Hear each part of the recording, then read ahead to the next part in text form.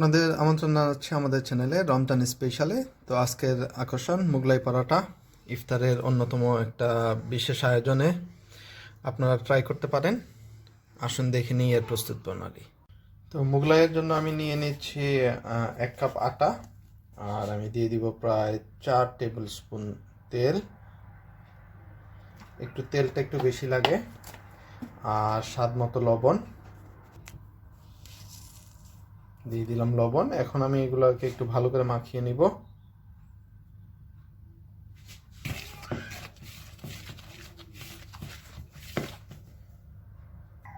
এখন আমি অল্প অল্প করে ঠান্ডা পানি দিব। ঠান্ডা পানি এই কারণে দিব, ঠান্ডা পানি দিলে জিনিসটা একটু মচমচে থাকে।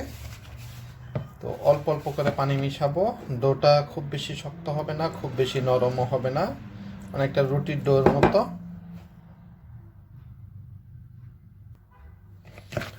ডো প্রায় হয়ে গিয়েছে।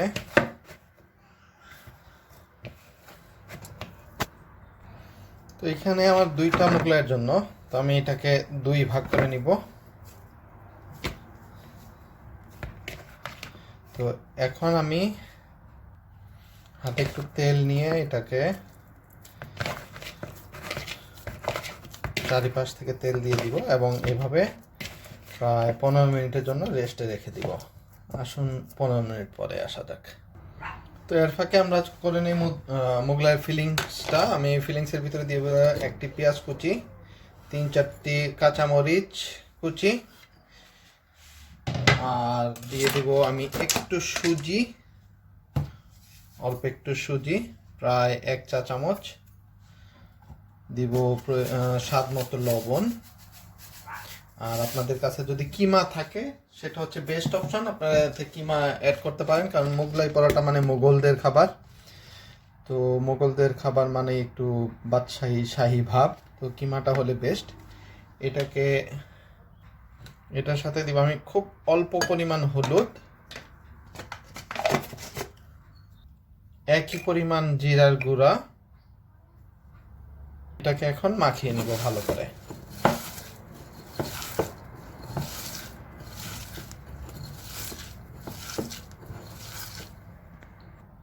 আমাদের ফিলিংস মাখানো হয়ে গিয়েছে। তো আমরা অপেক্ষা করছি ডোটা হয়ে যাওয়ার জন্য। আসুন ফিরে আসা যাক। 15 মিনিট পর ডোর এই অবস্থা। এখন আমরা ডো দুটাকে একটু রুটির শেপ দিয়ে নিব এবং কোনো এক্সট্রা আটা ইউজ করব না। আমরা তেল লাগলে একটু তেল ইউজ করব।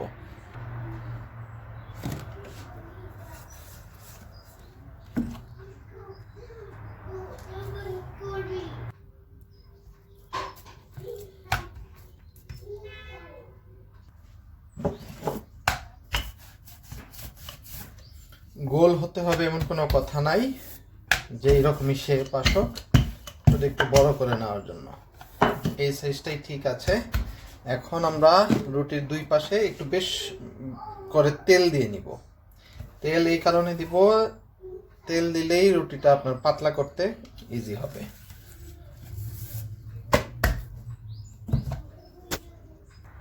দ্বিতীয়টাও নিয়ে নিলাম আমি।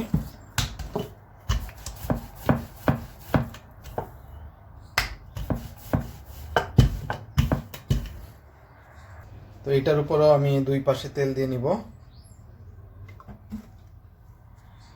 তেল দেওয়া শেষ হয়ে গেলে আমি একটা রুটির উপর আরেকটা রুটি এইভাবে রেখে দিব এবং উপরে আরো একবার একটু তেল দিয়ে দিব। তো এইভাবে কোন একটা কাপড় বা টিস্যু পেপার দিয়ে আরো 15 মিনিটের জন্য আমরা রেখে দিই। তো 15 মিনিট পর আমরা রুটি 2টা আলাদা করে নেই। সহজেই আলাদা হয়ে যাচ্ছে। একটা অন্য জায়গায় রেখে দিব। এখন এই রুটিটাকে যতটুকু পাতলা করে সম্ভব আমরা বেলার চেষ্টা করব। কর্নারগুলো একটু বেশি করে দেখে নেবেন, কর্নারগুলো একটু মোটা থাকে। এভাবে আমরা একটু টেনে টেনে দিব। তো দেখেন অনেক বড় হয়ে গিয়েছে, এটা শুধুমাত্র তেলের কারণে। আমরা এখানে আমাদের ফিলিং এর অর্ধেকটা দিয়ে দিব।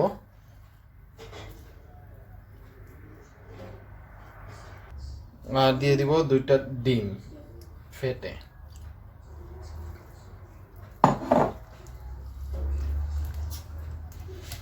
এখন আসেন ক্লোজ করে দেওয়া যাক।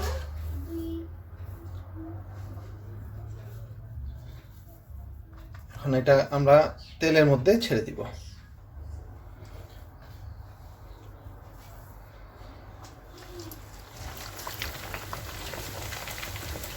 এবং বেশ ভালো করে দুই পাশ ভেজে নিব সময় নিয়ে।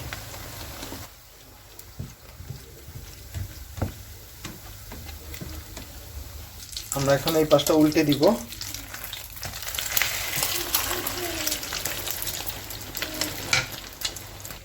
তো মোগলাই প্রায় হয়ে গিয়েছে, এটা আমরা এখন তুলে নিব।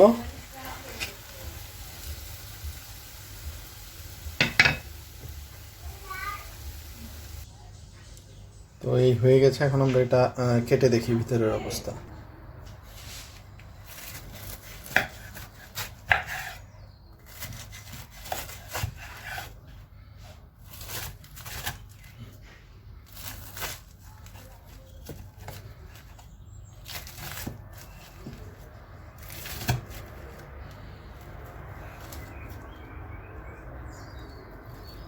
তো এই হচ্ছে মোগলাই, নাইসলি কুকড। তো রমজানে আপনারা নিশ্চয়ই ইফতারিতে ট্রাই করবেন। যদি ভালো লাগে অবশ্যই কমেন্ট করবেন এবং বেশি বেশি শেয়ার করবেন।